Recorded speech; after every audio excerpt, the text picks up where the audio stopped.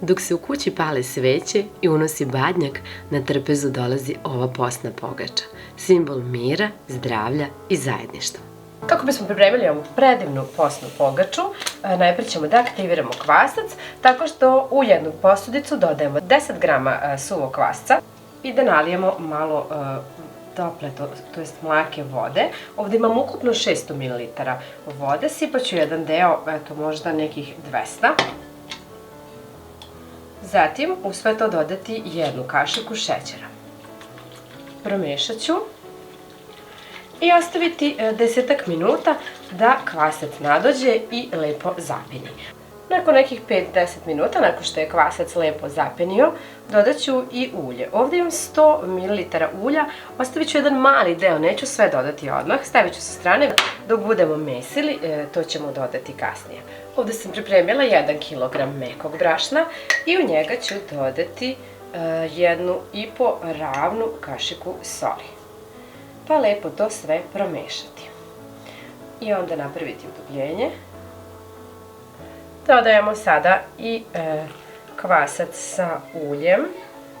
Zatim ćemo postepeno da dodajemo i ostatak tople vode i da mešamo, a kasnije naravno i da umesimo jedno lepo, elastično i glatko testo.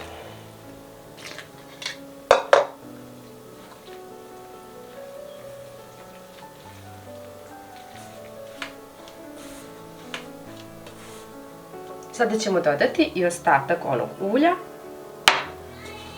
i još malo premesiti testo dokle god ga testo skroz ne ubije. Ukoliko vam se bude jako lepilo dok budete mesili, možete dodati još vrlo malo ulja onako na dlanove da vam bude lakše. Mesila sam testo nekih 5 minuta možda. I evo pogledajte kako izgleda. Stavila sam ga pod najlon kesu, a zatim ću staviti pored radijatora nekih 45 do 60 minuta da testo lepo nadođe. I evo, nakon nekih sat vremena testo je odstojalo. Poprašnjavit ću radnu površinu. Pa prebaciti testo. Samo ga 2-3 puta ovako premesiti. Napraviti jednu malo veću rolnu. I sad ćemo od nauke 16 delova.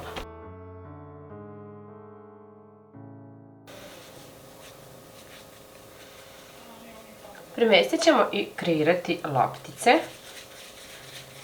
Ukoliko hoćete da budu sve jednake iste, onda možete da ih izmerite. Ovu poslednju ću ostaviti ovako da bude dupla, da bude veća. Znači ove dve spajam u jednu lopticu i ova će biti ona loptica koja ide u sredinu. Stavit ćemo najlon preko loptica. Stavit ćemo 8 loptica i svaku ćemo ovako na kratko samo da umočimo u mlaku vodu, a zatim u susam. Evo ga.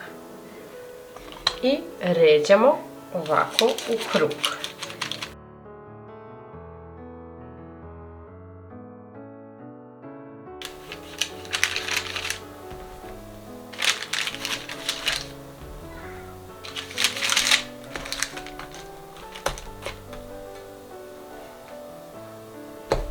Uzet ćemo zatim 5 loptica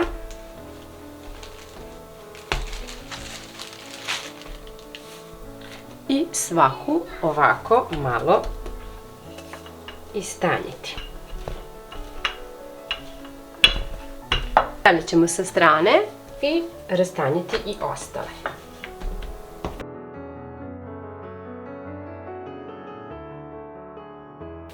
Otopite malo postnog margarina, pa premažite lopticu koju ste rastanjili. Preko stavite drugu. Ovako malo topkajte i ponavljajte postupak, s tim da poslednju nećemo mazati ničim. Mažem i ovu. Poslednju, zatim dodajem peti deo testa ću ovako sve. Još jednom sve ovako razvući. Sada bi bilo dobro da ostavite ovo nekih, pa barem 5 minuta da odstoji. Sada ćemo da isečemo na približno 8 jednakih delova.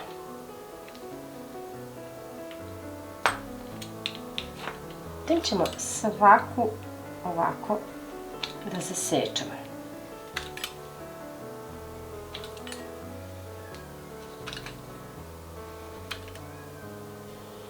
Zatim samo iznutra ovako uvijete, a ovaj deo uvijete ovako.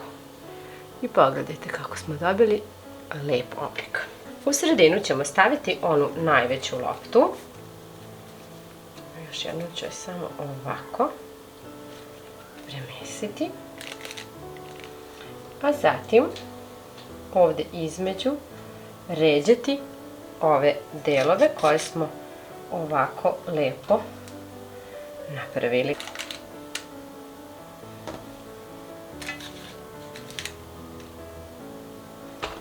Ovo se pogača pravi, kao što vidite, vrlo jednostavno. Pogledajte kako ona već sada lepo izgleda, kao neki cvet. A od ostatka testa, odnosno od ove poslednje loptice, ćemo napraviti ovako jedan valjak.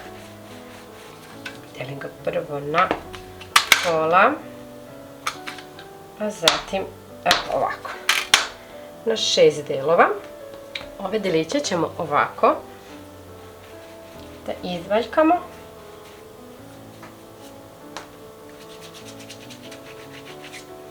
Četiri. I sada ćemo svaki ovako da sečemo makazama kako bismo napravili kao neku pšenicu. Sečem je sa 3 strane.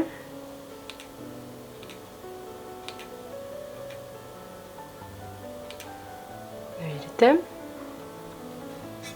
To ređamo ovako, u krug. Ovako.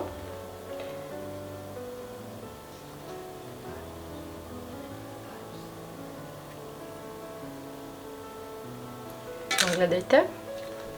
Ovo ta posljednja parčeta ću da spojim u jednu. Možete onako kao da pravite krst iz 2 dela. Ja ga pravim ovako.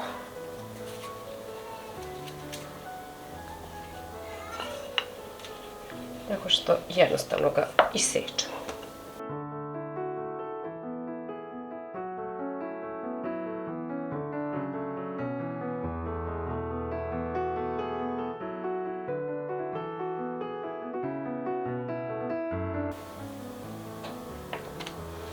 I eto ga, nije baš savršeno, ali dobro. Onda ću ga i prstima popraviti. Eto ga. Ovako u sredinu. Pogledajte koliko je lepa pogača. Svečana. Prekriću je krpom i ostaviti i nekih 10 minuta, a rernu uključiti već da se greje na 200 stepeni. Pogaču sam pekla na 200 stepeni 15 minuta, a zatim još 30 minuta na 180, s tim da sam možda zadnjih 10 minuta stavila papir za pečenje.